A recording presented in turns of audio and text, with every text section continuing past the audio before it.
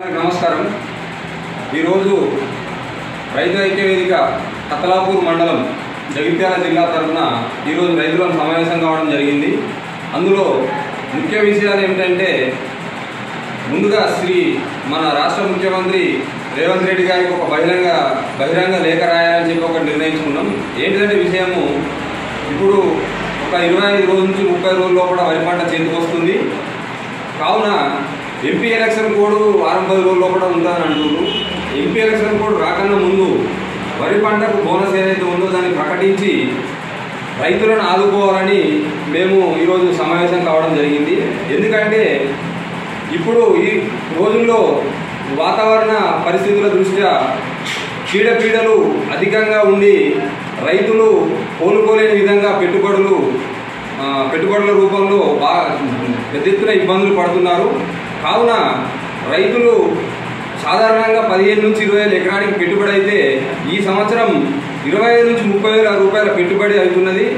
కావున రైతులకు ఇప్పుడు రైతు బంధు ఏదైతే ఉందో రైతు బంధు అడిగితే చెప్పులతోటి కొడతామని అన్నారు, సరే అది విడిచిపెడదాం। ఇంకోటి రుణమాఫీ ఏదైతే ఉందో దాన్ని విధి విధానాలు ప్రకటిస్తాము, విధి విధానాలు మొత్తం రూపొందించిన తర్వాత చేస్తామన్నారు। ఓకే, దానికి కూడా మేము ఆగుతాం, అట్లేం లేదు। ఒకటి విషయం ఏంటంటే ఇప్పుడు ఎంపీ ఎలక్షన్ కోడ్ కన్నా ముందు వారం 10 రోజుల్లో కూడా ఎలక్షన్ కోడ్ వస్తుంది। అది వచ్చిన తర్వాత 3 నెలల ఎలక్షన్ కోడ్ ఉంటుంది మినిమం, నాకు తెలిసిన విషయం। అయితే ఆ 3 నెలల లోపు వరిధాన్యం మొత్తం పంట కళ్ళాల్లోకి వచ్చి వెళ్ళిపోతుంది।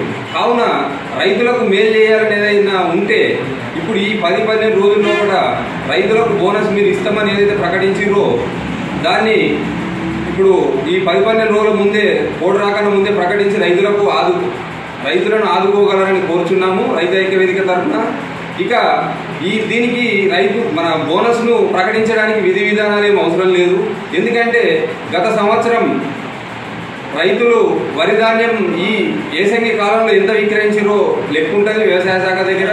ఒకవేళ అది కాకుండా కానీ వ్యవసాయ శాఖ దగ్గర ఇప్పుడు ప్రస్తుతం ఏసంగి పంట ఎంత విస్తీర్ణంలో సాగవుతుందో లెక్క ఉంటుంది, దీని ప్రకారమైన మీరు ప్రకటించవచ్చు। ఒకవేళ అది కాకుండా ఎలక్షన్ కోడ్ కన్నా ముందు మీరు ప్రకటించి తర్వాత మనకు 25-30 రోజులు టైం ఉంటుంది, ఆ లోపు మీరు దాని విధి విధానాలు రూపొందించుకొని రైతులను ఆదుకోవచ్చు।